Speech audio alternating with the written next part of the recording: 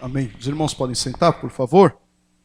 Nós vamos então à exposição da palavra do Senhor, lida, exposta, não é? Explicada e aplicada. Simplesmente isso. Palavra do Senhor aos nossos corações. Eu peço aos irmãos então que, por favor, momento de total atenção e reverência, porque de fato a exposição da palavra do Senhor não é que o Senhor vai começar a falar conosco. Desde o começo do culto ele está falando conosco, através dos louvores, não é? Mas aqui, claro, a exposição da palavra, o ponto mais alto, na qual nós devemos ter total atenção, entender o que o Senhor quer tratar conosco, seja ao encontro do nosso coração, nos consolando, nos confortando, ou de encontro, às vezes pode ser isso, de encontro, nos confrontando, inclusive o Evangelho pode ser confronto, para que nós possamos todos os dias caminhar nesse processo salvífico em santificação, santidade. Atos dos Apóstolos, capítulo 1, leremos do 1 ao 11, Atos dos Apóstolos, capítulo 1, versos 1 ao 11, eu quero falar com vocês acerca das verdades sobre a ressurreição de Cristo Jesus. Verdades sobre a ressurreição de Cristo Jesus. Atos dos Apóstolos, capítulo 1, versos 1 a 11, por favor. Acompanhe a leitura da palavra do Senhor com atenção. Diz assim: escrevi o primeiro livro, ó Teófilo, relatando todas as coisas que Jesus começou a fazer e a ensinar. Até o dia em que, depois de haver dado mandamentos por intermédio do Espírito Santo aos apóstolos que escolhera, foi elevado às alturas. E estes também, depois de ter padecido, se apresentou vivo, com muitas provas incontestáveis, aparecendo-lhes durante 40 dias e falando das coisas concernentes ao reino de Deus. Verso 4. E comendo com eles, determinou-lhes que não se ausentassem de Jerusalém, mas que esperassem a promessa do Pai, a qual disse ele: de mim ouvistes.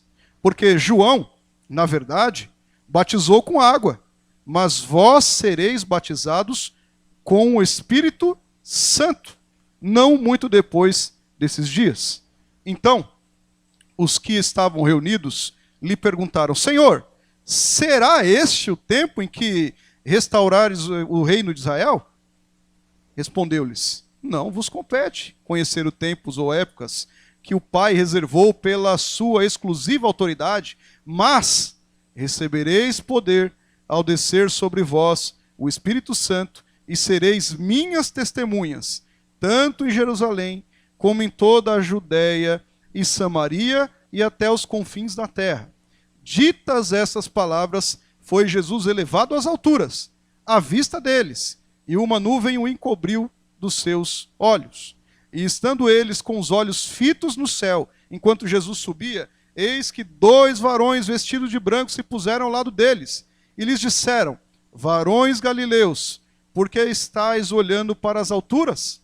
Esse Jesus, que dentre vós foi assunto ao céu, virá do modo como o vistes subir. Amém. Curve sua cabeça.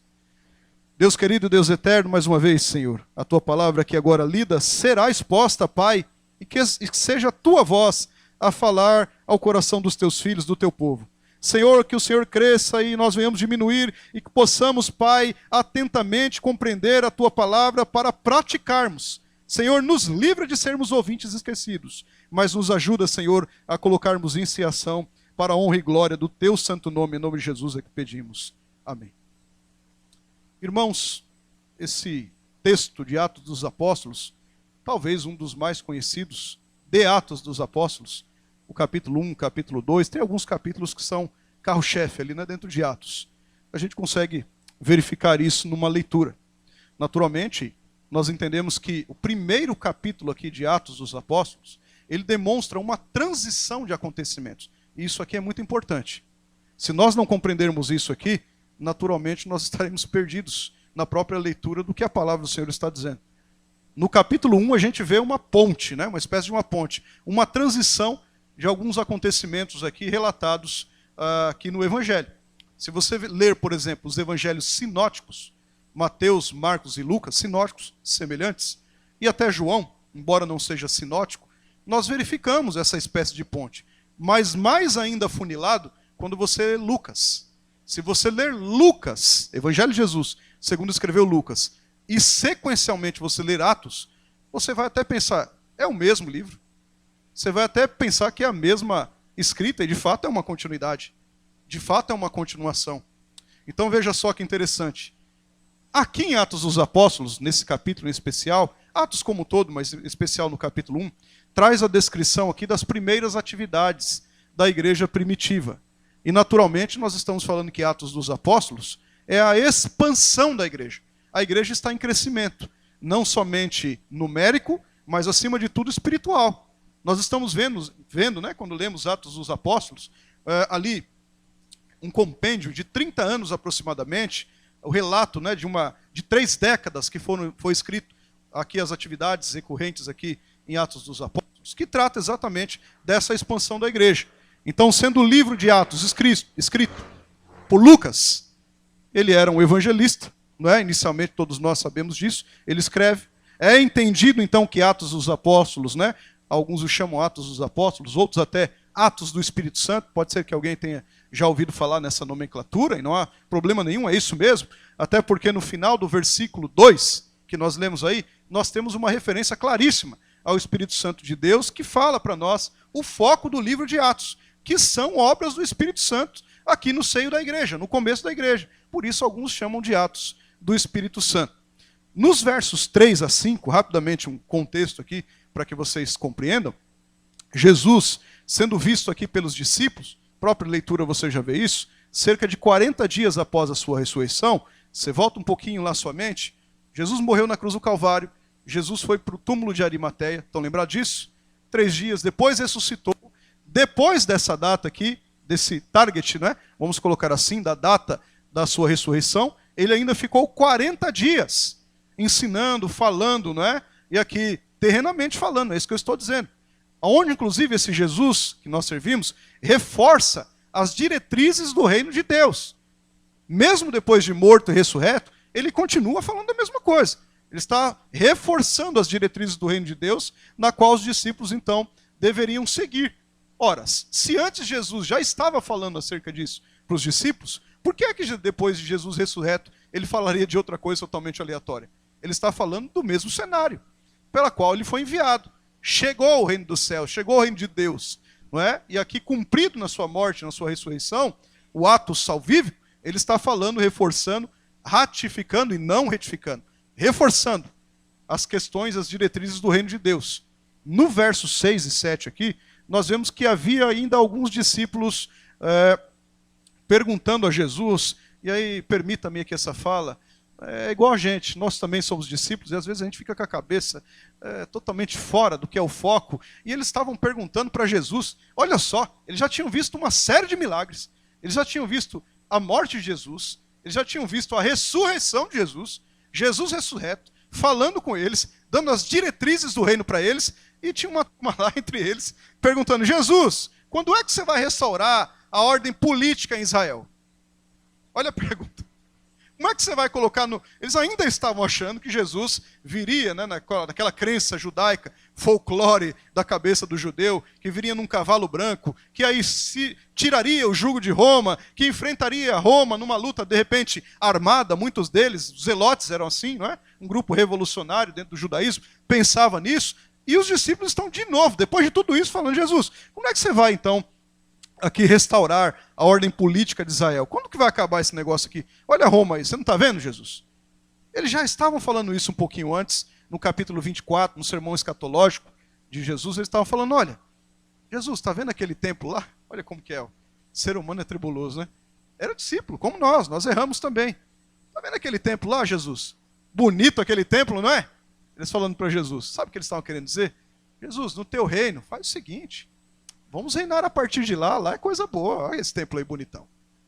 Jesus fala para ele, não vai ficar pedra sobre pedra, não vai restar nada, o meu reino nem é aqui, terreno.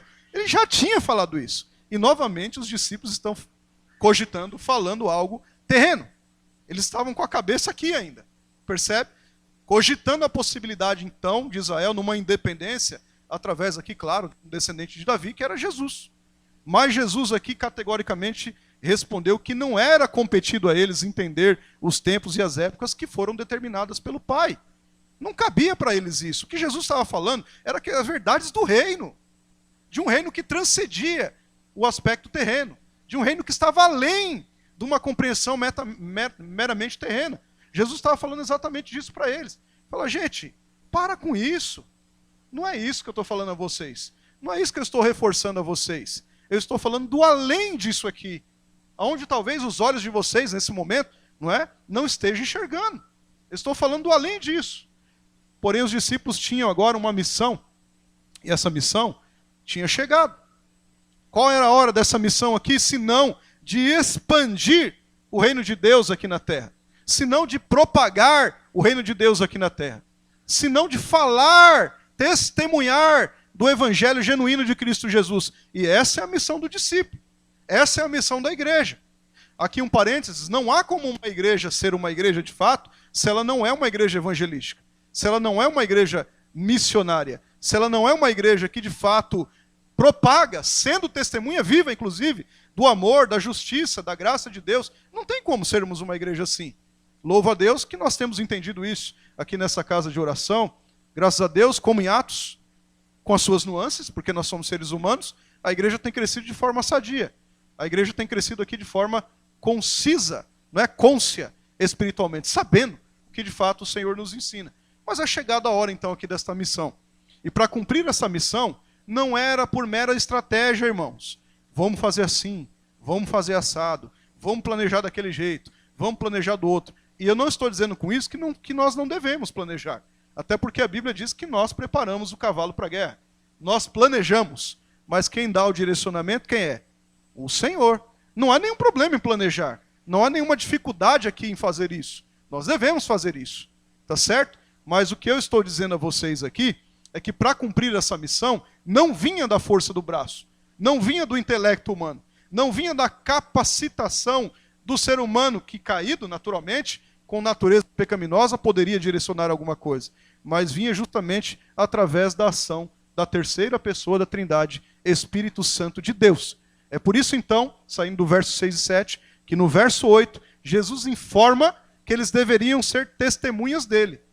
Mas eles já não eram testemunhas? Percebe? Eles ainda estavam com a cabeça nas questões políticas, ali, terrenas, achando que era para aquela hora, era ali. Eles ainda estavam assim. Jesus estava falando, vocês vão ser as minhas testemunhas. Por onde quer que vocês andem, não é? Por onde quer que vocês vão ser as minhas testemunhas. Um livro aberto para falar exatamente o que vocês estão aprendendo, o que eu estou dando de diretrizes do reino para vocês. É por isso que, inclusive, no início do verso 8, é um daqueles versos áureos, né, de Atos dos Apóstolos, Jesus declara que para isso, para que eles fossem testemunhas, repito, não era pela própria capacidade, não era pela forma, de repente, de um outro discípulo saber gerenciar, ou articular, ou persuadir, não. Está falando aqui que eles receberiam poder ao descer sobre eles o Espírito Santo. O poder capacitador da igreja é o Espírito Santo. Aliás, quem dá esse poder é o Espírito Santo. Porque o Espírito Santo não é um poder. Ele é muito além disso. Ele concede esse poder. E a igreja deveria receber isso. Nós sabemos que isso aconteceu. No capítulo seguinte, Atos 2, dia de Pentecostes, não foi? Festa de Pentecostes, a descida do Espírito Santo. Cristo nos orientou, e nos orienta também, da forma correta, que é serem capacitados pelo Espírito Santo de Deus. E com isso aqui nós entendemos que sem o Espírito Santo não há poder de Jesus sobre nós. Não tem como. Não tem. Sem a ação do Espírito Santo, a pregação do Evangelho se torna ineficaz. Não adianta eu falar a vocês, falar. Eu vou falar, mas eu vou falar aos ouvidos. Quem traz ao coração é o Espírito Santo de Deus. Sem a ação do Espírito Santo, nas palavras que eu estou dizendo aqui, que estão saindo dos meus lábios, não adianta. são simplesmente palavras jogadas ao vento. Minhas, né? Mas as de Cristo não volta, de Deus não volta. Vazia. Sem a ação do Espírito Santo, você quer ver? Não há sequer conversão genuína. Não tem. Porque o Espírito Santo, se ele não convencer o homem do pecado, da justiça e do juízo, como é que vai haver conversão genuína? O que adianta eu ser testemunha e achar que as pessoas se converterão pela minha retórica, ou pela minha oratória, ou pela forma com que eu falo? Não adianta. Não adianta. É o Espírito Santo, tem que saber disso. Os discípulos estavam ali sendo instruídos a isso.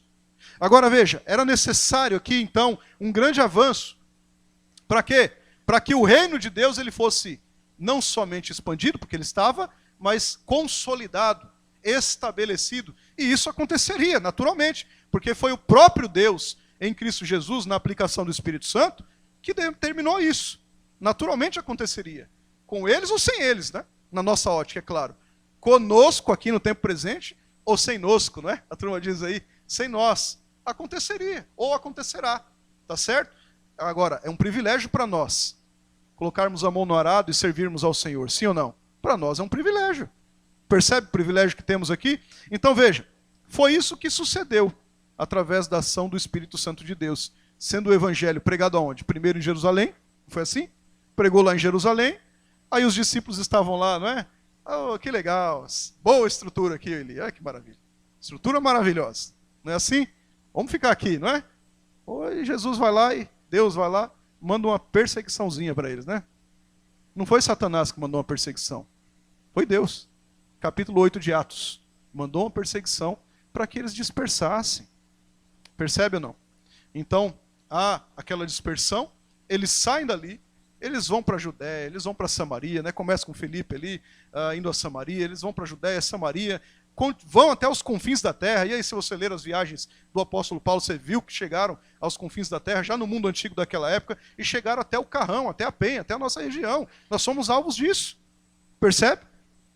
Avançou, o evangelho avançou. E continua a avançar, dia após dia, todos os dias. Nos versos 9 a 11, para a gente finalizar o trecho que lemos, é mostrado a chegada da hora, então, de Jesus retornar ao Pai, ascender aos céus, novamente. Vocês viram aí, leram comigo. Jesus, então, é elevado aos céus através de uma nuvem. Estão lembrados disso? Jesus é elevado aos céus, que nada mais é do que essa nuvem, do que um símbolo da própria glória de Deus. Aqui existe um aspecto simbólico apontando para isso. E aí, então, os discípulos, eles permanecem olhando. Eles estão com os olhos fitos. Eles estão com os olhos fixos, fitados em Jesus sendo elevado. Percebe? Aí, de repente, pode ser que alguns deles, né, novamente, é discípulo, né, é complicado. Nós também somos. Pode ser que alguns deles falem, Jesus vai embora de novo. Jesus morreu, eles se trancaram dentro de uma casa. Vocês lembram, né? Ficaram tudo presos dentro da casa, com medo lá. Não foi assim? Jesus teve que aparecer, atravessar a parede, falar, eu estou aqui, paz seja convosco, não tem mais. E várias vezes ele fala, e os discípulos de novo. Jesus está indo embora de novo, eu até achei que ele ia ficar mais tempo aqui. 40 dias, um mês e uns quebradinhos. Jesus indo embora, e aí então aparecem dois varões, dois homens, né? Vestidos de branco, tá certo? E dizem aos discípulos, varões galileus, por que vocês estão com os olhos assim, fitos? De repente até, quem sabe, né? Conjecturando, estarrecidos, olhando. Ei, Jesus está indo embora, vai lá no horizonte, não é? Por que vocês estão com os olhos fitos assim, desse jeito? Esse mesmo Jesus, que está sendo assunto ao céu, ele vai voltar, do mesmo jeito que vocês estão vendo aí, ele vai voltar. E não há nenhuma novidade no que esses varões galileus falaram.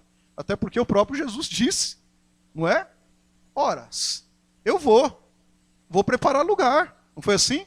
Na casa de meu pai há muitas moradas. Não é que Jesus ia construir, não é? Minha casa, minha vida do céu. Nada disso. Há muitas moradas.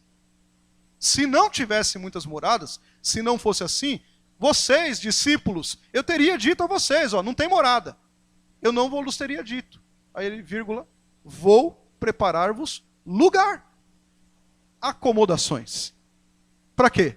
Para que onde ele está, estejamos nós também. Qual era o segredo, então, do que os anjos aqui, os varões galileus, estavam falando? De novo, nenhum. Já estava revelado na Bíblia Sagrada. Só que, novamente, os discípulos, às vezes, eles, como nós, não é? Às Às vezes a gente fica focado em uma coisa e outra e não vê, né, o que está por trás, a verdade que já nos foi revelada. Jesus vai voltar, eles falaram. Amém? Esse é o contexto do texto que lemos aqui. Mas, meus irmãos e irmãs, a ressurreição de Jesus, que é aqui que nós vamos nos ater, as verdades sobre a ressurreição de Jesus, a ressurreição de Cristo, é a pedra fundamental da fé cristã. É a pedra fundamental da fé cristã. Pois, se ele não houvesse tornado a vida, e esse não houvesse, não existiria, claro, estou falando hipoteticamente, ele tornou a vida. Se ele não houvesse tornado a vida cristã seria uma vida apática, seria uma vida de ilusão, sim ou não? Mas como a sua ressurreição é um fato consumado, nós então podemos ter esperança, não só presente, mas também esperança futura, porque é um fato consumado. Nós sabemos que o Cristo a qual nós servimos aqui não foi detido pela morte, não foi. A morte não deteu ele, algemou ele, trancafiou ele, de jeito nenhum. Ele venceu a morte. Ele não foi vencido aqui pelo inferno, pelas forças das trevas, absolutamente não. Nós sabemos aqui que o túmulo ele está vazio, e nisso nós regozijamos em alegria. O nosso coração salta de alegria por sabermos disso, que ele ressuscitou. Veja, meus irmãos, que Lucas escreveu esse livro aqui para instruir um cristão neófito, um cristão recém-convertido, um novo convertido. Foi para isso que Lucas escreveu. Na inspiração, né? Na inerrância e na infabilidade da palavra de Deus. Claro, ele escreveu isso. O próprio Deus o inspirou para isso. Ele escreveu para esse teófito, que nós lemos aí no texto, não é verdade? Pois ele já havia escrito outro livro, o Evangelho de Jesus, segundo escreveu Lucas, para descrever o que Cristo fez. E agora ele está apontando para o que Cristo continuaria fazendo agora através da vida da igreja. Ele fez e ele continuará fazendo. Então, Cristo, para isso, deveria ressuscitar. E Cristo ressuscitou. Percebe? Nessa passagem, Lucas aqui, ele trata sobre o Cristo, né, ressurreto dentre os mortos. E sobre isso aqui nós vamos ver algumas verdades práticas, algumas lições para o fortalecimento da nossa fé, para que nós possamos compreender acerca da ressurreição do nosso Senhor, Salvador e Mestre, as nuances que estão cercando no texto que nós lemos. Nós vamos nos ater a este texto, mas para isso você abre a sua Bíblia. Pode ser que algum outro texto auxiliar corrobore também para essas verdades aqui que nós aprenderemos hoje da palavra de Deus. Dado esse fator, dado esse contexto, que você já sabe o que estava acontecendo, dado essa transição para o nosso cotidiano, vamos então a algumas verdades, não é? A primeira verdade aqui, acerca da ressurreição de Cristo, é a seguinte: estando Cristo Jesus ressurreto, como eu acabei de falar e lemos no texto, o ministério de Cristo continua. O ministério dele continuou. E pode parecer, mas o ministério de Cristo continuou? Sim. Atos dos Apóstolos, capítulo 1, verso 1 e 2, leia aí, olha o que está escrito. Escrevi os 2 primeiros versos. O primeiro livro, ó Teófito, qual foi o primeiro livro? Lucas. Relatando todas as coisas que Jesus começou a fazer e a ensinar até o dia em que, depois de haver dado mandamentos por intermédio do Espírito Santo aos apóstolos que escolhera, foi elevado às alturas. O que ele está dizendo é assim: ô Teófito, senta aí, pega uma cadeira. Deixa eu falar uma coisa para você. Eu escrevi o primeiro livro para mostrar o que Jesus estava fazendo no seu ministério terreno. Agora, isso aqui que eu estou instruindo, escrevendo para você, escrevendo a você, é para mostrar o Jesus já ressurreto, não é? Fazendo justamente a partilha de dar mandamentos, preceitos e diretrizes por intermédio do Espírito Santo, que é o outro Consolador, aos apóstolos que ele mesmo escolheu. Tá certo? E depois disso ele foi elevado às alturas. Ou seja, o ministério de Jesus continua através da sua igreja. O ministério de Jesus continua através dos seus discípulos. Percebe? Lembre-se do contexto. Por que o ministério de Jesus continua através dos seus discípulos? Porque eles deveriam ser o quê? Testemunhas. Não foi isso que nós lemos? Eles deveriam ser testemunhas. Naturalmente, é lógico que vai ser através da igreja de Cristo Jesus. Olha, ele começou a fazer e agora ele foi assunto ao céu, mas ele deu instrução, ele deu diretrizes aos seus discípulos, e aqui, claro, naquela época e para nós, para que nós continuemos o ministério dele. E através de nós e em nós, e apesar de nós, o ministério dele é propagado. O ministério dele continua. Veja, O ministério de Jesus continuou porque ele ressuscitou para sempre. Se ele não tivesse ressuscitado para sempre, não é? Naturalmente o ministério dele não continuaria. Assim sendo, ele continua realizando a sua obra. Agora deixa eu fazer um parênteses aqui que é muito importante. Ele não continua realizando a sua obra de novamente ser crucificado na cruz do Calvário, de mais uma vez ele ser pregado na cruz do Calvário. Olha, Jesus não conseguiu fazer a obra na cruz do Calvário, então ele precisou ir a um santuário no céu, e lá no céu ele está tentando ainda terminar a obra dele, consumar a obra dele para que nós sejamos salvos. Essa heresia pregada por aí afora, por nome de juízo investigativo, não encontra amparo nas Escrituras Sagradas. Eu não estou falando a respeito disso. Até porque a salvação em Cristo Jesus, não é? Ela foi já determinada desde antes da fundação do mundo. Ela é aplicada no nosso tempo presente. Mas, desde antes, desde os tempos eternos, já determinada. Nós temos inúmeros textos que poderíamos ler a respeito disso. E já o lemos em outras pregações e até estudos bíblicos aqui. Mas o que eu estou dizendo é que ele já executou sua obra na cruz do Calvário, ela é aplicada no nosso tempo presente, mas decretada já desde antes da fundação do mundo. Até porque, se o nosso bom mestre não tivesse ressuscitado, tudo estaria perdido, tudo estaria acabado. Nós estaríamos mergulhados em desesperança. Nós abrimos o culto falando, olha, que bênção. Nós agradecemos ao Senhor, nós glorificamos ao Senhor, não só por benefícios materiais e humanos aqui dessa terra, mas os benefícios espirituais. Que bênção nós estarmos aqui reunidos. Sabe por que é uma bênção? Porque ele ressuscitou. Senão não seria uma bênção. Percebe ou não? Seria uma maldição. Nós estaríamos no pecado, nós continuaríamos na perdição eterna. Percebe isso? Então, é claro que nós glorificamos ao Senhor por isso. Nós não estamos mais numa desesperança. Ele ressuscitou, o ministério dele continua. Na aplicação, inclusive, do sentido salvífico. Não se atendo apenas do sentido salvífico, mas na aplicação do sentido salvífico. Você quer ver só? Que interessante. Quando Cristo ressuscita, nós temos uma solene alegria, uma solene esperança, né? Que ele continua realizando o seu ministério. E sobre o ministério de Jesus, veja algumas verdades. Jesus, então, ele continua fazendo e falando os seus ensinos às pessoas. Sim ou não? Não é uma continuidade de ministério? Ele continua falando às pessoas. Ou não? Ou estou falando aqui aleatoriamente? Ele continua falando às pessoas. Ele continua ensinando as pessoas. Claro que faz. O fato é que o Senhor, ele agia, não é? Muito diferente, anos-luz, vamos colocar assim, que é onde a gente consegue alcançar na nossa mente, diferente de alguns líderes religiosos da época. Eu não preciso nem dizer quem são eles. Jesus agia muito diferente de alguns líderes religiosos da época. Por quê? Ele não ensinava para depois fazer. Jesus liderava pelo exemplo. Sempre. Ele fazia e depois, façam.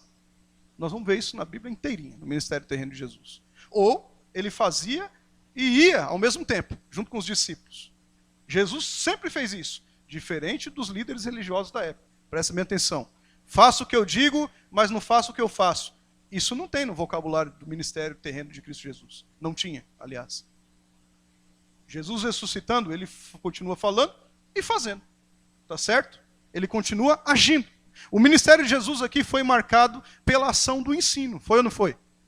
80%, 90% do ministério de Jesus era ensino. Sim ou não?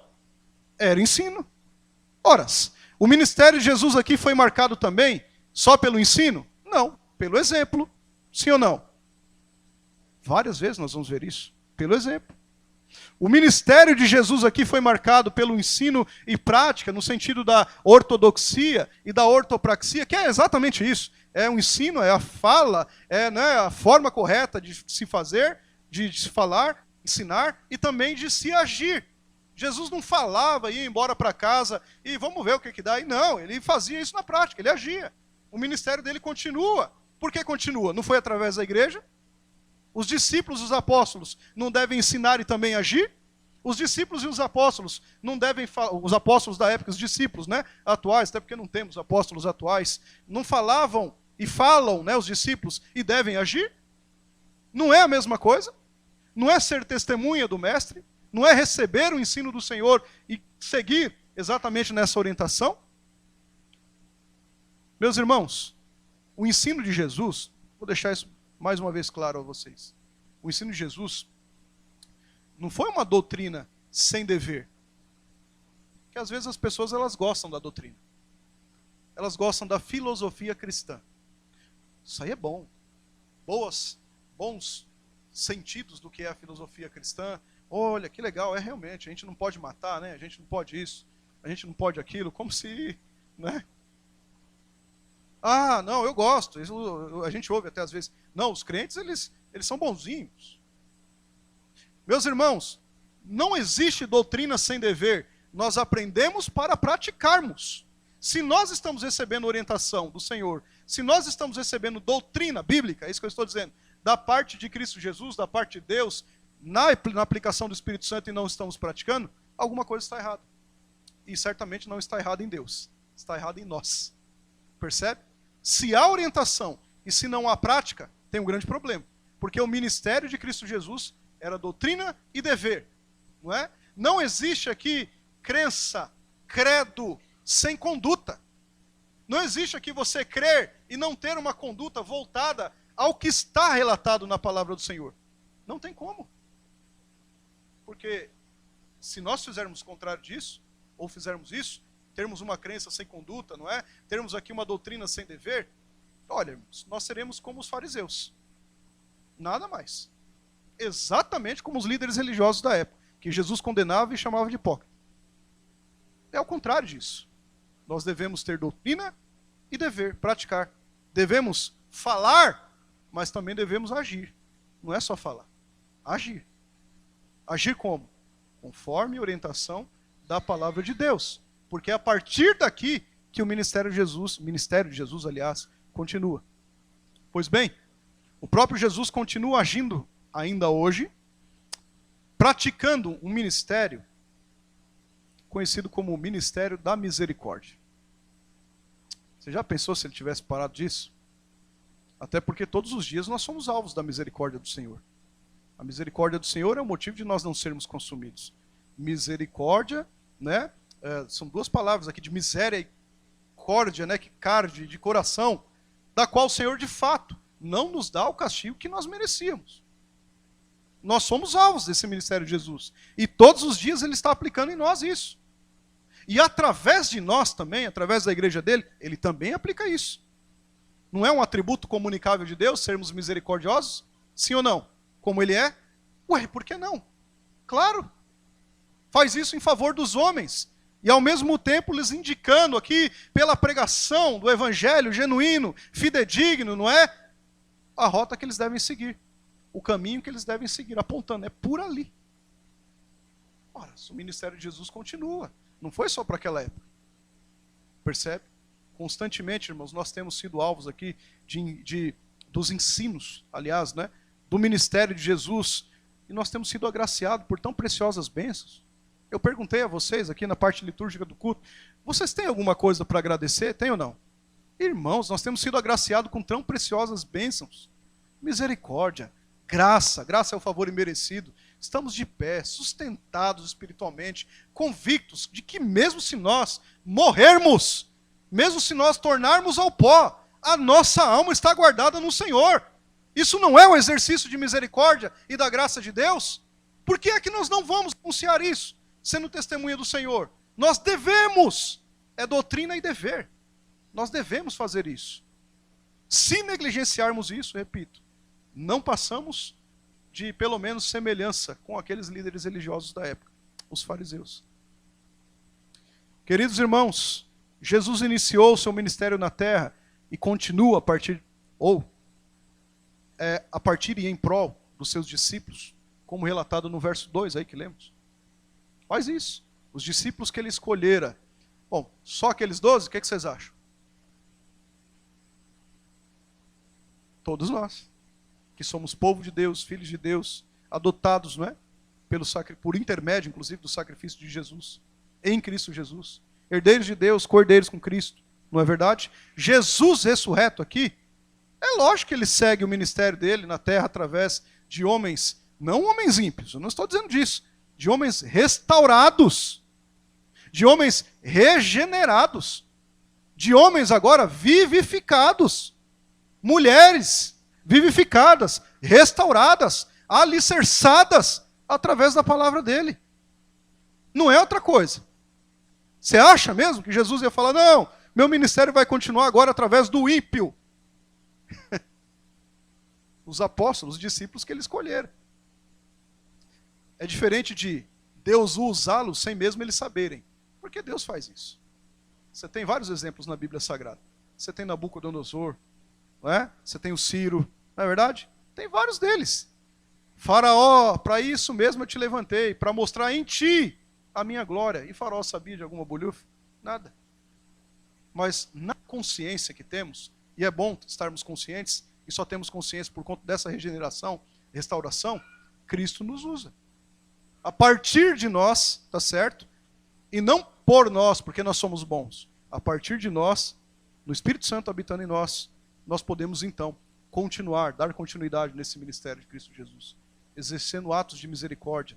Como é o ato de misericórdia, irmãos? Exercendo o ato de graça do Senhor. Como é o ato de graça do Senhor se não propagar o Evangelho e ser testemunha dele? Se não, um mendigo ensinando para o outro onde achar pão. O pão vivo que desceu do céu. O pão que veio a nós um dia e agora nós podemos partilhá-lo com outras pessoas. O que senão é o ministério de Cristo Jesus, se não é isso? Dentre tantas outras coisas que poderiam ser citadas. Veja, meus irmãos, Marcos, capítulo 16, verso 20, exemplifica com muita clareza isso. Olha o que está escrito aí. E eles, tendo partido, fizeram o quê? A igreja, sentado. Foi assim? Tendo partido, eles iam lá quando era congressão. É assim? Tendo partido, eles participavam só no dia da orquestra. É desse jeito? E às vezes nem participam. É assim? E tendo eles partido, pregaram em toda parte, cooperando com eles o Senhor, e confirmando a palavra por meio de sinais que se seguiam. Deixa na tela aqui por enquanto. Você percebeu um detalhe aqui tão precioso? Eu vou ler de novo para ver se você percebe. E eles, tendo partido, pregaram em toda parte, cooperando com eles o Senhor. Não é a gente que coopera com o Senhor. É o Senhor que coopera conosco. Tudo bem? Não é, repito, porque você é bom, porque você articula, porque isso, porque eu faço 200 e 345 atividades na igreja. Não, porque se você tiver aqui, permita-me dizer, se você tiver só atividade, ação, ação, ação e ação, sem uma base sólida teológica, sem uma visão concreta, que é a palavra do Senhor, nós não passamos de ativistas religiosos. Se nós tivermos uma boa visão, aquela coisa, nossa, não, eu conheço muito de teologia, esse aí e tal, e não tiver a intencionalidade de transformar isso na prática, você também não passa de um idealista. Percebe? Você precisa ter uma boa visão estabelecida, lembra? Doutrina e dever, lembra? Crença e prática. Você precisa ter uma boa visão estabelecida e praticar. Certamente o Senhor cooperou com eles. Por quê? Porque foi o próprio Senhor que falou, olha, vocês vão ser revestidos de poder e vocês vão. Não há segredo nenhum, irmãos. Já está planejado aqui na palavra do Senhor. A gente só precisa cumprir. Não há nenhum planejamento novo aqui. Vocês já perceberam? Já está aí. Inclusive a gente sabe do final.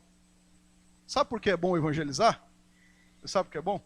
Propagar a palavra do Senhor? Porque a gente já tem o resultado garantido. Ou não? Ué, a gente já sabe.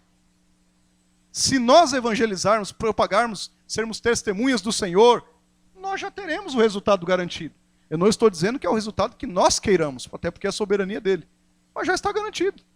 Você já sabe do final de todas as coisas. Aliás, não sei se você sabe. Se você lê a Bíblia, você sabe. Se você não lê a Bíblia, te convido a ler para que você saiba o final de todas as coisas. Percebe? Horas.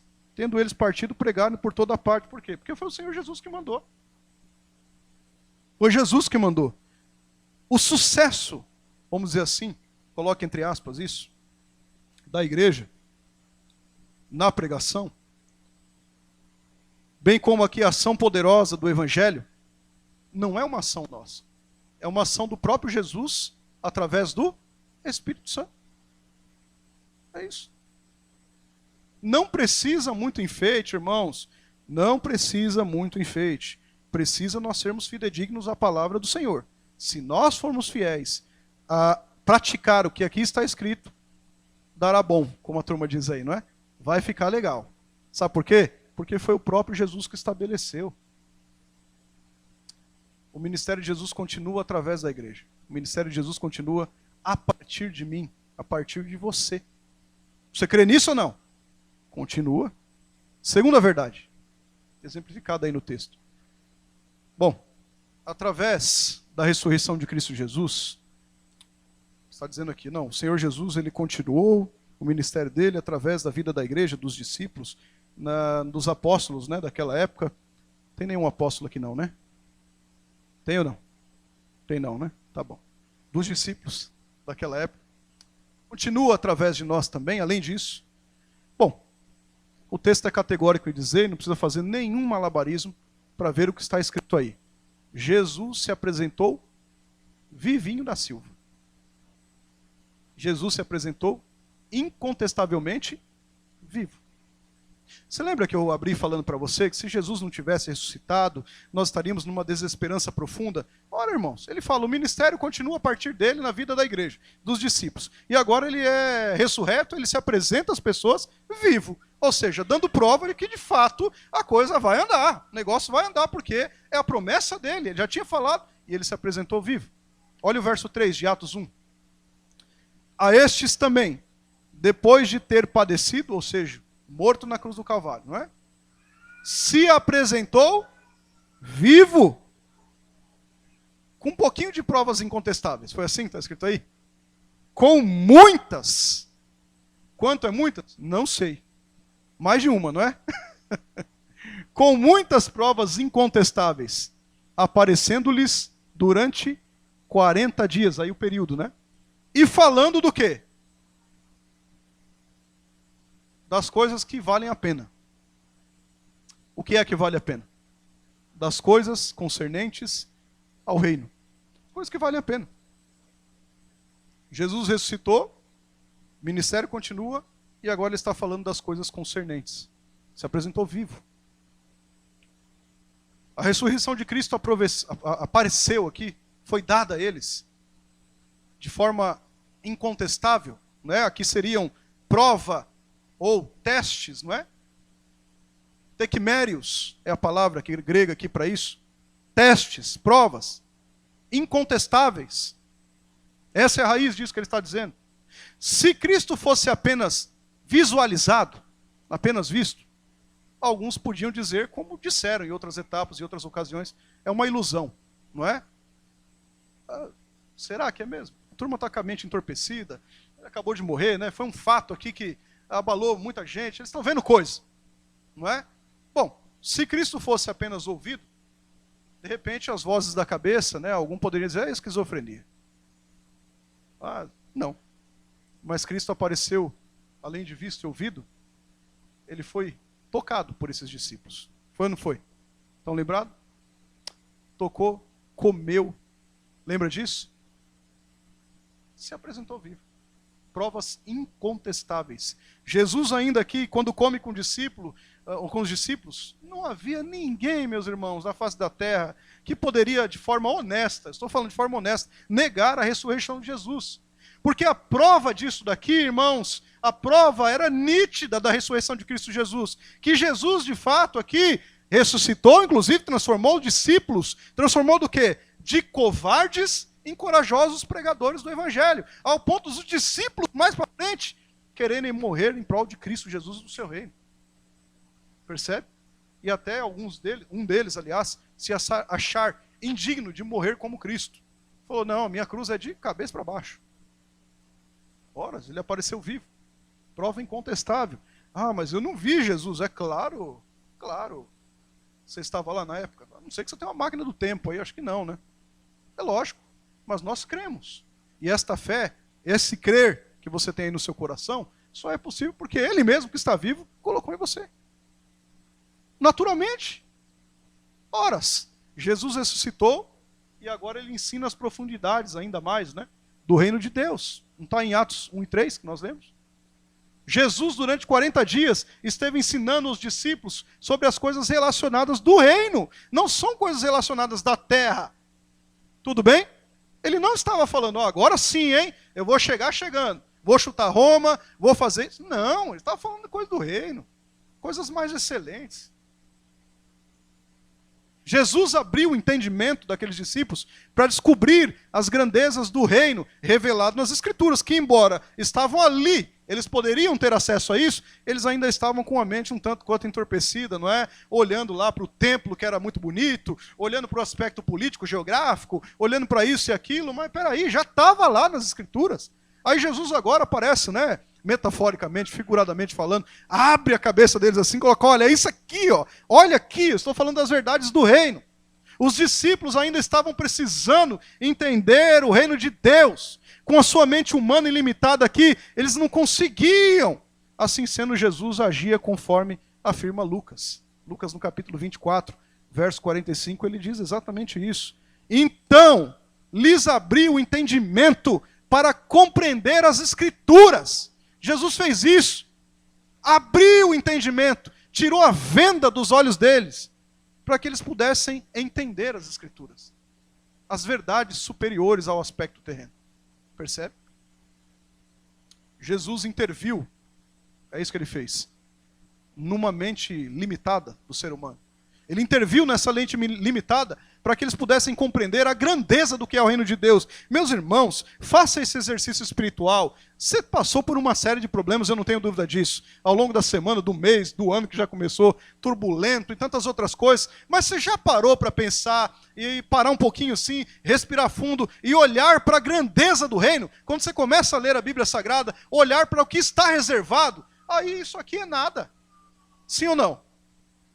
As verdades do reino de Deus vão além exatamente do que nós podemos enxergar aqui, meramente com os olhos carnais.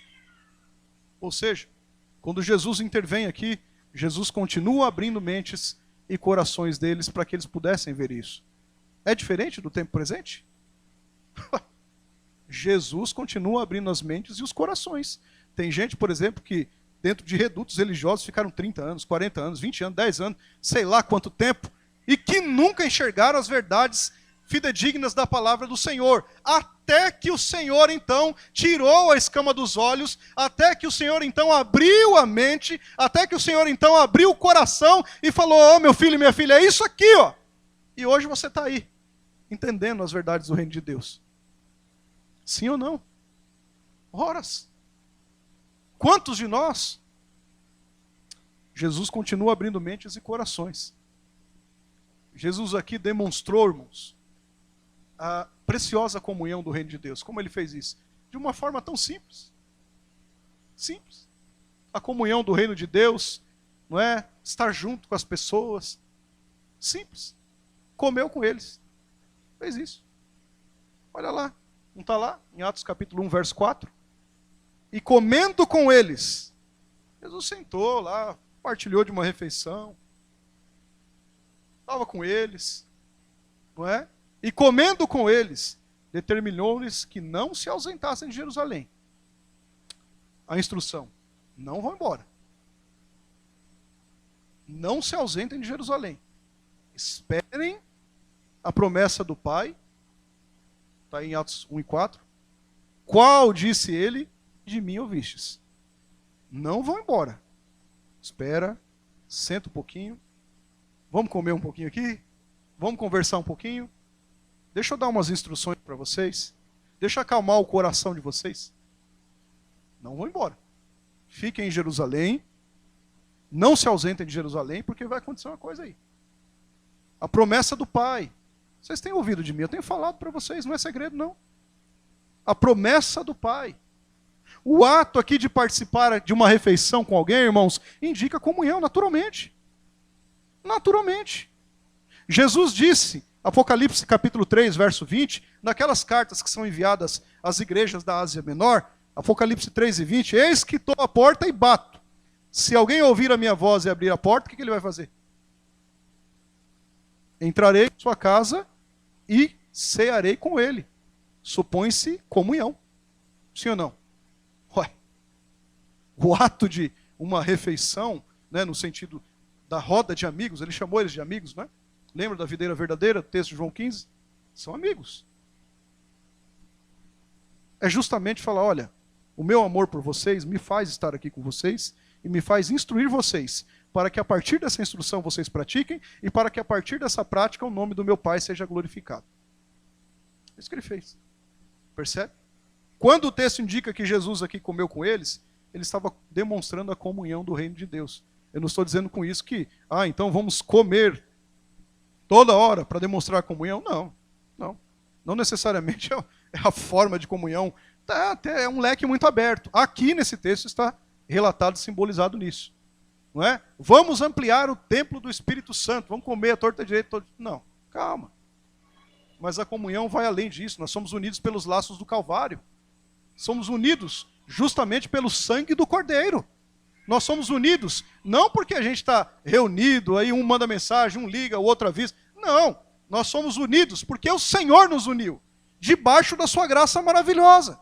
Nós estamos em comunhão não porque temos afinidades em particular, até porque, meus irmãos, cada um de nós aqui tem uma criação. Tem gente aqui que nasceu no Nordeste, tem gente que nasceu no Sul, tem gente que nasceu aqui no Sudeste, sei lá, Norte do país, tem gente que teve um tipo de criação mais rígida, outro mais, mais solta, ou um tipo de criação assim, assado, outro isso, outro aquilo. Mas, meus irmãos, nada disso é o ponto de nossa união. O ponto de nossa união é o norteamento pela palavra do Senhor, é a família de Deus norteada pela palavra do próprio Deus através dos laços do Calvário. Jesus estava falando isso. Calma, que vocês vão ser revestidos de poder. Não sai por aí batendo lata, não. Espera um pouquinho, porque o poder ele vem do alto. O poder não vem de vocês, o poder vem do alto. Quando vocês forem revestidos de poder, aí sim, vocês estarão habilitados para ser as minhas testemunhas. Percebe? Então, olha só. Quando o texto indica que Jesus estava com eles, ele está falando, olha, vocês também precisam ter comunhão mútua. Vocês precisam estar no mesmo sentido, no mesmo propósito. Vocês precisam caminhar em unidade. E a unidade aqui não simplesmente num ajuntamento cultico, em tudo, em todos os propósitos do reino de Deus. A comunhão, ela reflete algo que nós, às vezes, até fazemos de uma forma sem saber direito, seria essa a colocação. Às vezes nós estamos juntos, mas nós não estamos no mesmo propósito. Sim ou não? Acontece. Nós estamos juntos, mas nós não estamos no mesmo propósito. O que Jesus está falando? Nós estamos juntos porque somos família. E temos o mesmo propósito, ou devemos ter o mesmo propósito. Horas. Ele se apresentou vivo. O que unia aqueles discípulos? O que era? Era a pesca de Pedro? Alternativa A. Alternativa B. O que unia aqueles discípulos? Era porque eles criaram um grupinho de amigos e saíram caminhando pelo mundo antigo ali, pelo menos em Israel? Alternativa B, não. O que unia esses discípulos era o próprio Cristo. E se Cristo, então, se apresentou ressurreto, agora essa unidade, essa união estava ainda mais consolidada. Sim ou não? Se Cristo não tivesse com eles, naturalmente eles seriam dispersos. Percebe?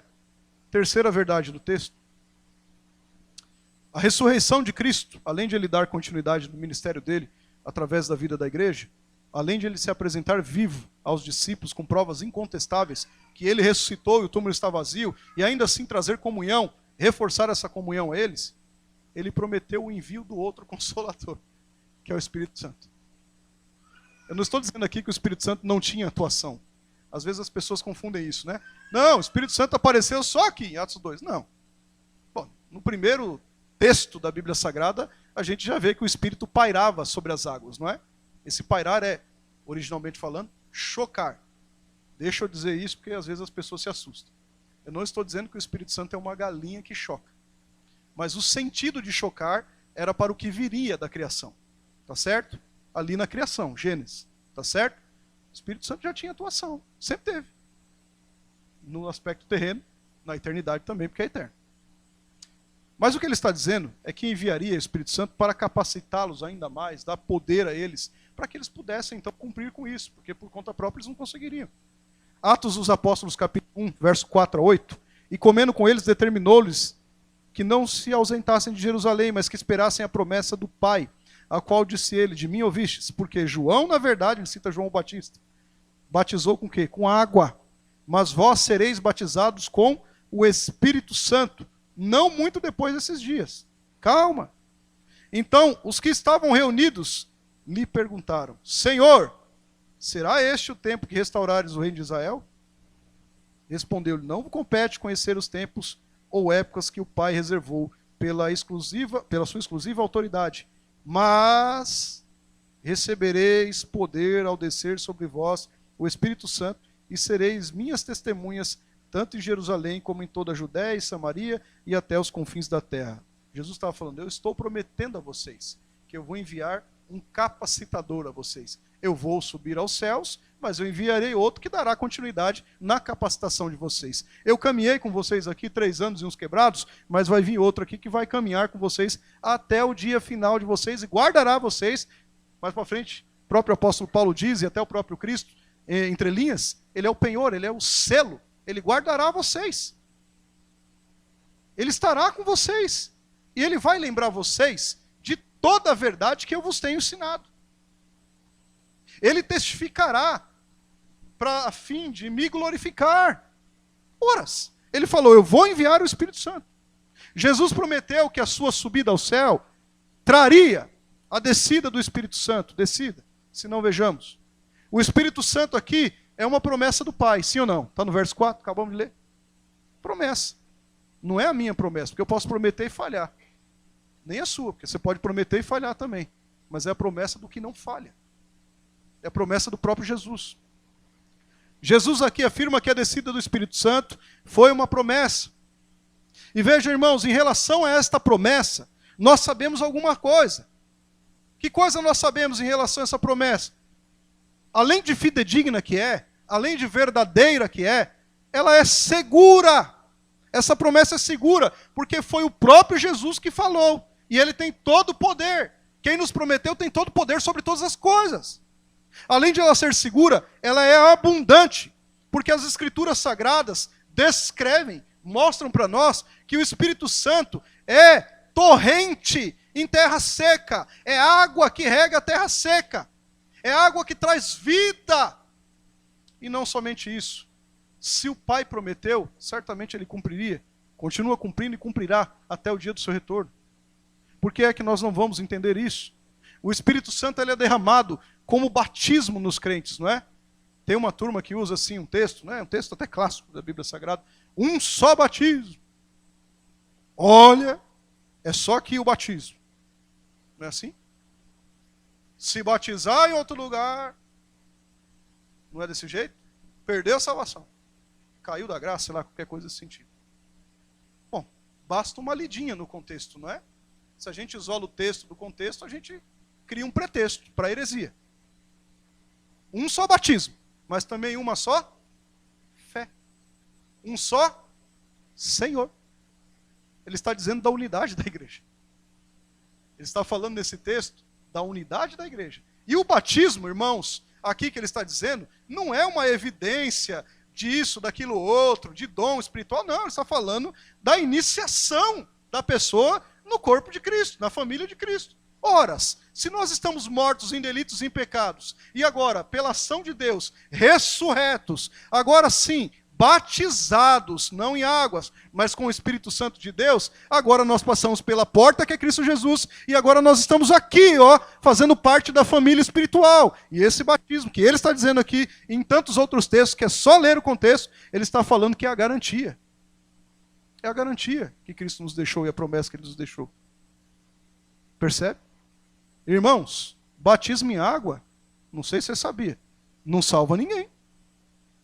Tudo bem? Ah, então não vou me batizar. Faça isso para você ver. Porque foi uma ordenança que Cristo deixou. 2, aliás, né? Uma está aqui, ó, a ceia, e a outra, o batismo. Nós não temos 7, não, igual uma igreja fala aí. Só 2, viu? A ceia e o batismo. Precisamos, sim, ser batizados corretamente, como manda a instrução bíblica. Percebe? Agora, não quer dizer porque eu fui batizado, ó, tá tudo certo. Tudo legal.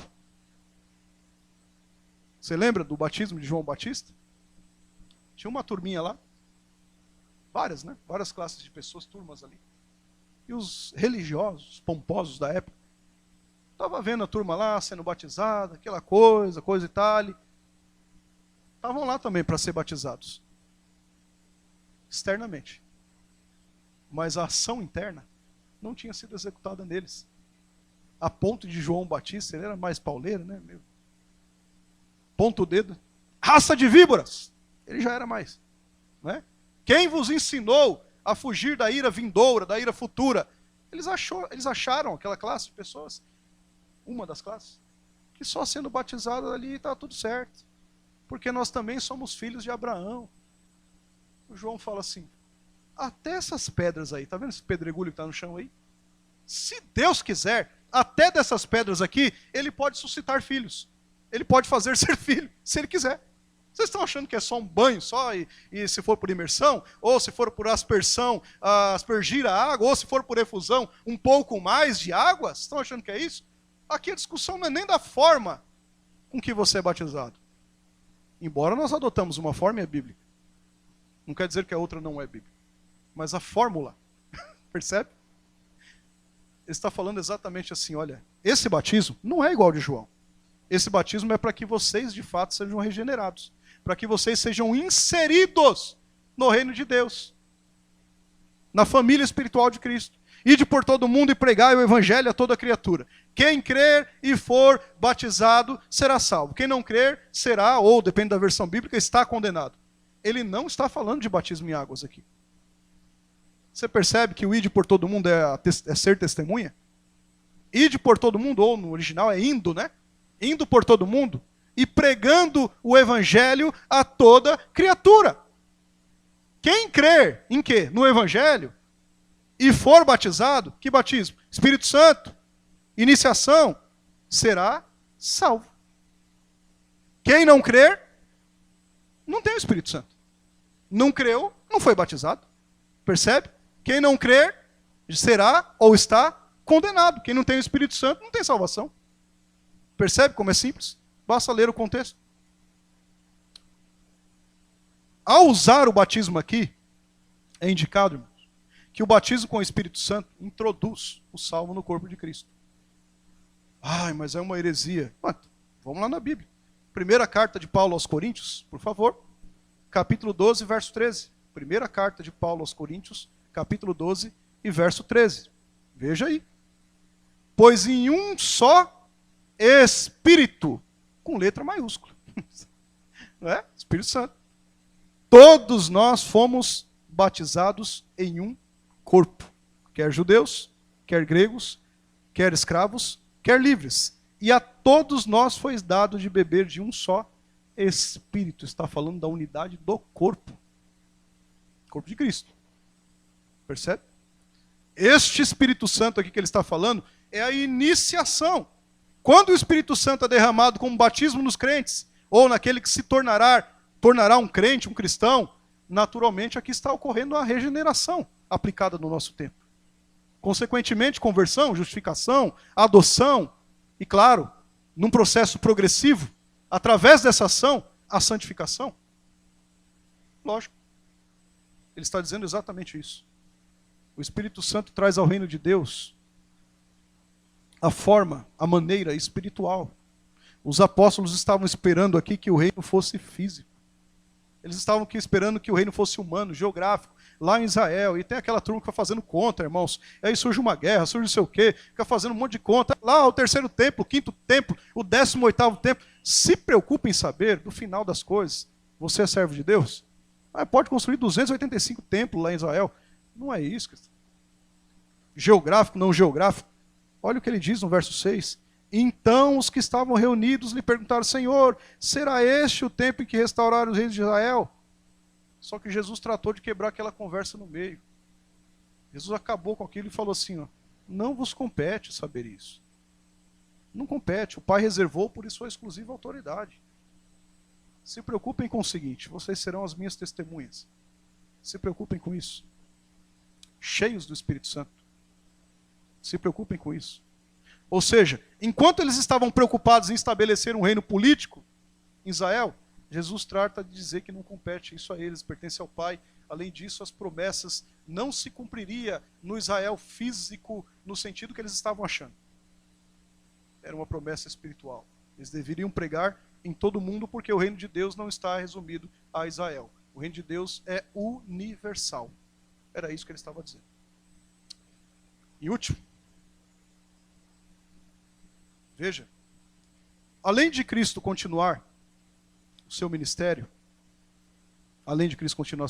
pela igreja, via igreja, além de Cristo se apresentar com provas incontestáveis, além de Cristo enviar o seu Espírito Santo para capacitação em poder, para a propagação do Evangelho, ele subiu aos céus e fez uma promessa, que um dia ele voltaria. Não foi assim? Versos 9 a 11. Ditas essas palavras, Jesus foi elevado às alturas, à vista deles, e uma nuvem cobriu os seus olhos. Estando ele com os olhos fitos no céu, enquanto Jesus subia, 2 varões vestidos de branco se puseram ao lado deles e lhe disseram: varões galileus, porque estáis olhando para as alturas? Esse Jesus que dentre vós foi assunto do céu, virá do modo como o viste subir. Bom, qual foi o modo com que eles viram Jesus subir? Visível? Eles estavam vendo Jesus subir? Sim ou não? Estavam vendo? Estavam ouvindo as coisas ali que estavam acontecendo? Estavam? Estavam ou não? Varões galileus, do mesmo modo como viste-o subir, ele retornará. Percebe? Jesus, antes de ascender, ele consumou sua obra. Ele não está lá no santuário celeste tentando te salvar, não. Ele consumou a obra na cruz. Após Jesus construir ou concluir essas instruções aqui, ele foi subindo ao céu, como afirma Lucas, né? Ditas essas palavras, Jesus foi levado às alturas. Ele somente subiu ao deixar a sua igreja pronta para receber o Espírito Santo e continuar sua obra na terra. Jesus aqui deixa a igreja no sentido de ir ao céu, porque ele nunca deixou, está conosco todos os dias até a consumação dos séculos, nessa perspectiva, e continua operando na igreja e através da igreja. Jesus foi elevado às alturas, à vista de todos. A ascensão de Jesus aconteceu à vista de todos os seus discípulos, como está registrado aí. Não teve nada secreto aqui aos discípulos, aos dele. Enquanto ele subia, ele ia fazendo o que? Senão abençoando. Percebe ou não? Lucas 24, não é? Diz isso para nós, verso 50, seguinte aí. Então os levou para Betânia e erguendo as mãos os abençoou. Aconteceu que enquanto os abençoava, ia se retirando deles, sendo elevado para o céu. Enquanto ele estava indo ao céu, ele estava abençoando os seus discípulos. Ele estava abençoando a igreja. Jesus abençoou eles visivelmente, enquanto ele estava subindo. Deixando para nós a responsabilidade, inclusive, de abençoar outras pessoas, porque nós continuamos o ministério de Cristo Jesus. Enquanto trabalhamos para Ele, aguardamos então o seu retorno, e aí aguardando o retorno de Cristo, entendemos que Ele voltará pessoalmente. Não vai mandar um motoboy, um office boy, existe ainda office boy? Ele voltará pessoalmente. Ele voltará gloriosamente. Ele voltará visivelmente. Todo olho o verá, é o que a Bíblia diz. Com muita poder e glória. Não é com pouco poder e glória. Com muito poder e glória. Num som estrepitoso. Já lemos isso aqui em outras etapas. Com barulho. Ai, será? Eu não vi. Todo olho verá. Ou seja, ele virá pessoalmente e visivelmente. Para buscar quem? Vamos ver se vocês sabem. Para buscar quem? Sua igreja. Você faz parte? Sua igreja. Para que onde ele estiver, estejamos nós também. A verdade mais nítida aqui descrita é que ele voltará. Isso aqui é inevitável. É inevitável. Nós precisamos só estar preparados para esse dia. Não é verdade? Estar preparado. Que dia? O dia do encontro com o Salvador. É claro que eu estou falando aqui numa perspectiva coletiva, mas pode ser que ele chame alguém individualmente. Também precisamos estar preparados. Também. No dia do encontro com o Salvador. O ministério de Jesus continua em nós, através de nós e apesar de nós. O túmulo de Cristo não está ocupado. Ele vive pelos séculos dos séculos. A ressurreição é o ponto fundamental da fé cristã e traz alegria à alma. Ele cumpriu isso, enviando o Espírito Santo para habilitar, capacitar-nos. Ele está dentro de nós, é o próprio Deus, vivendo em nós, em todo momento aqui, nos direcionando, capacitando a propagar o Evangelho e aplicando a salvação bendita do Pai em nós e em outras tantas pessoas. A nossa esperança sublime é essa, de que Ele retornará à vinda dos Reis, do Senhor dos Senhores, de forma majestosa, de forma gloriosa, de forma pessoal, de forma visível. Essa é a nossa esperança. Glória ao Altíssimo Senhor, irmãos, que nos dá a oportunidade de reunirmos em mais uma noite e cadenciarmos isso ao nosso coração. O Senhor voltará, não é conto da carochinha. Ele retornará para buscar uma igreja santa e imaculada, e eternamente nós estaremos com Ele. É essa esperança que nós estamos rememorando nessa noite. Não é outra. Não é outra. Cristo nos ajude a entender isso. Que às vezes parece que fica tão longe. Vai passando o tempo vai nos cegando, as circunstâncias vão nos cegando. Essa é a promessa, irmãos. Esta é a promessa. Você faz parte da expansão do reino de Deus. Você não está lá em Atos, você não viveu o Atos, mas você de fato vive os atos do Espírito Santo no tempo presente. Cadencie isso ao seu coração. Curva a sua cabeça, vamos orar ao Senhor. Deus querido, Deus eterno, a Tua palavra, Senhor, aqui agora pregada, Pai, exposta, que faça o efeito, Senhor, pela qual foi enviada. Senhor, nós sabemos, Pai, que de nós mesmos não temos capacidade alguma, e não temos mesmo, Senhor, porque somos pecadores, falhos e pequenos. Mas o Senhor ainda assim, ó Pai, tem tanta misericórdia, com amor que nos amou, nos resgatou, Pai, do lamaçal do pecado, e nos instrui, Senhor, a propagar o Teu Evangelho, ser testemunha Tua, Senhor. Que privilégio é este, Pai? E além disso, reafirma no nosso coração justamente o Teu retorno. Não um retorno, Senhor, meramente falado de 10 em 10 anos, 15 em 15 anos, para amedrontar, assustar alguém, não! Mas um retorno para nos alegrar, porque quando Tu nos retornar para buscar a Sua igreja, a própria palavra que Tu fizeste, Pai, e expõe a nós, nos diz que não haverá choro, não haverá tristeza, não haverá morte, nenhuma dor, nenhuma lamúria, mas alegria eterna. Senhor, e essa é a promessa que nós aguardamos, a promessa do Teu retorno. Enquanto aguardamos, Senhor, estamos fazendo exatamente o que o Senhor instruiu, fazendo em memória de Ti, partilhando da Tua mesa, Pai, com os irmãos queridos. Senhor, nos ajuda todos os dias a relembrarmos disso e a entendermos, Pai, qual é o nosso alvo e o nosso foco. Não nos faça, Senhor, estar fitado nas coisas meramente terrenas, mas nos faça, Pai, estar fitado nas coisas celestes, porque essas não são transitórias e produz para nós um peso eterno de glória que não há qualquer comparação. Senhor, cadencia o nosso coração a isso, nos ajuda e nos fortalece. Em nome deste Jesus, que estava com os discípulos da igreja primitiva e que está conosco eternamente. Amém.